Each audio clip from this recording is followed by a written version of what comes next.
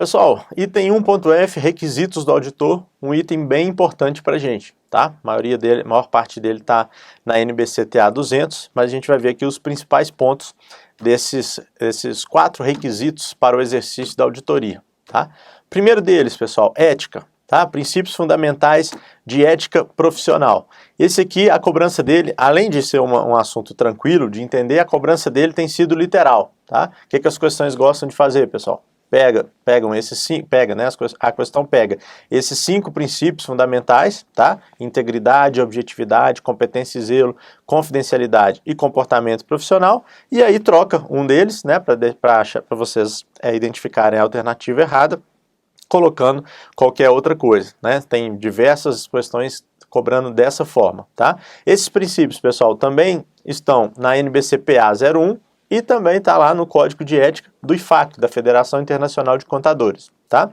Quais são esses princípios, pessoal? Integridade, né, no caso a honestidade mesmo do auditor, né? Nesse caso aqui, já que a gente está falando dos requisitos para auditoria, né? Embora esse código de ética seja para o bacharel em ciências contábeis e até para o técnico, né? Já que fala do contabilista, né? Mas nesse caso vamos focar na auditoria. Então o auditor ele tem que ser íntegro, né? Ele tem que ser objetivo, e nesse caso de objetividade, pessoal, a gente pode traduzir por imparcialidade, tá? Imparcialidade.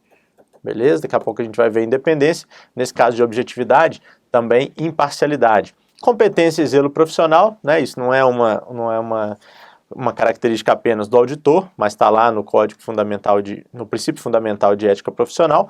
Confidencialidade, isso sim é um aspecto mais da profissão de auditoria, tá? Essa questão de sigilo, a gente também vai ver um pouquinho isso.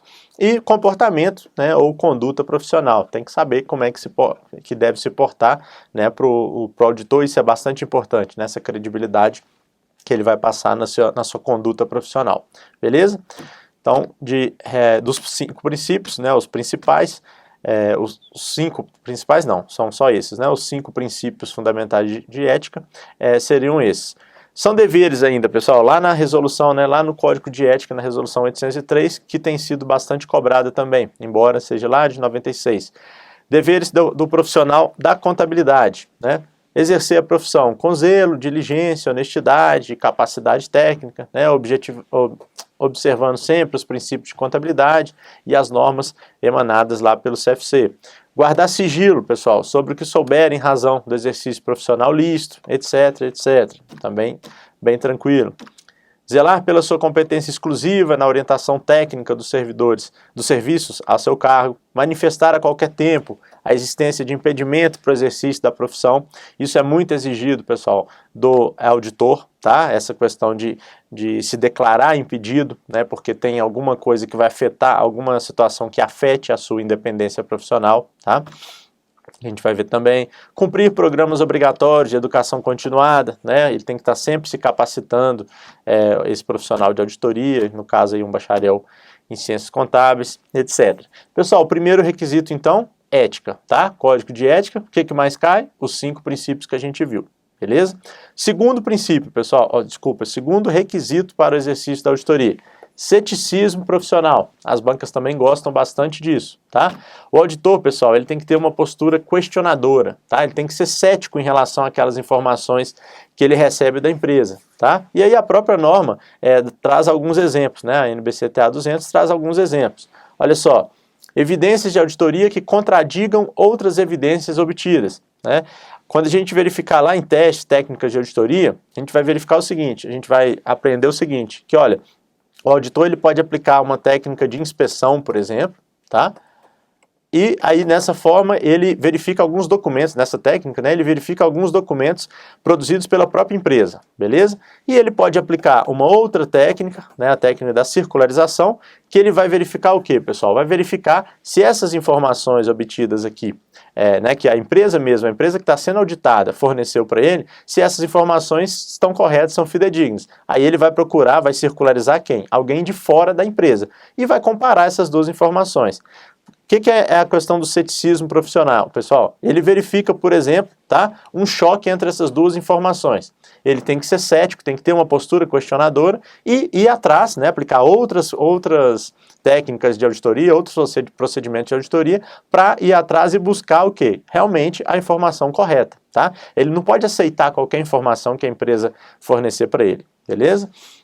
Informações que colocam em dúvida a confiabilidade de documentos. Vamos supor que o auditor pede uma nota fiscal, por exemplo, para a empresa, tá? A empresa fala assim, não, eu não tenho a nota fiscal original, mas eu tenho aqui uma cópia, né? Ele já pode considerar isso que, olha, eu não estou confiando tanto nessa informação, eu vou correr atrás de outra informação que corrobore, né, que realmente me dê uma confiança maior que essa cópia de nota fiscal realmente vem da nota fiscal original, tá? Não é uma nota fiscal falsa, beleza? Ele está sendo o quê, pessoal, com essa postura? Cético, tá? É o que é exigido do auditor. Outro exemplo, está alerta, né, a condições que possam indicar possível fraude, circunstâncias que surgiram a necessidade de algum aprofundamento dos procedimentos de auditoria, ignorar circunstâncias não usuais, etc, etc. Beleza? Então, ceticismo profissional, pessoal, palavrinhas-chave para a gente identificar. Posicionamento questionador, né, cultura questionadora, postura questionadora do auditor, tá? E ficar sempre atento a algumas situações que fujam, né, do fluxo normal daquela empresa, beleza? Terceiro ponto, pessoal, julgamento profissional. Palavrinha-chave aqui que as bancas gostam. Soberania do auditor, tá? O auditor é soberano nas suas decisões e ele vai se utilizar de julgamento profissional em diversas situações, tá? Exemplos que a própria norma traz, pessoal. Materialidade, definição de materialidade e risco de auditoria. São dois assuntos, né, que a gente vai ver ao longo do curso, são dois assuntos um pouco subjetivos, tá? E aí vai depender do que, pessoal? Daquela base, daquele conhecimento do auditor, daquela experiência do auditor, tá? Em relação tanto àquele assunto quanto àquela empresa, né, aquele ponto de auditoria, tá? Esse é um exemplo de necessidade de julgamento profissional. Um outro, quando ele vai definir natureza, época e extensão dos procedimentos que ele vai aplicar, tá?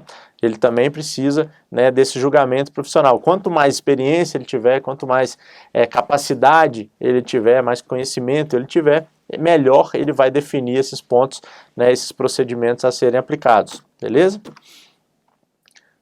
Aqui outros pontos, né, avaliação das opiniões da administração na aplicação da estrutura do relatório financeiro aplicável, extração de conclusões baseadas em evidências de auditoria, etc, etc. Tá? Julgamento profissional, lembrem, soberania do auditor, né, capacidade técnica que ele tem, experiência, etc. E o quarto ponto, pessoal, condução da auditoria em conformidade com as NBC-TAs. Né? Essas normas, elas servem de guia, né, essas NBC-TAs, normas técnicas de auditoria independente, elas servem de guia para o auditor na condução daqueles seus trabalhos, daquela auditoria, tá? Ele deve cumprir as exigências legais e regulatórias além das NBC-TAs, tá? Não é só a NBC-TA que ele tem que cumprir, e tem que fazer auditoria em conformidade com aquelas NBC-TAs relevantes, né, que ele entenda que se aplicam, que essas normas, essas NBC-TAs se aplicam àquela auditoria, né, àquela auditoria específica, tá? Ou né, procedimentos adicionais. A partir mesmo até do seu julgamento profissional, ele pode incluir algum procedimento adicional, né, que não esteja previsto nas NBC-TAs, mas que no entendimento dele vai ajudar a melhorar, dar mais eficiência naquela auditoria. Desde que, claro, né, pessoal, não se choque, esses procedimentos adicionais não se choquem com as NBC-TAs, beleza? Então aqui a gente encerra, pessoal, tá? Antes de a gente passar para o outro item, a gente encerra essa parte de requisitos para o exercício da auditoria, tá lá na NBC-TA 200, e são esses quatro, né? Princípios fundamentais de ética profissional, ceticismo profissional, julgamento profissional e condução da auditoria em conformidade com as NBC-TAs, ok? Então até o próximo item.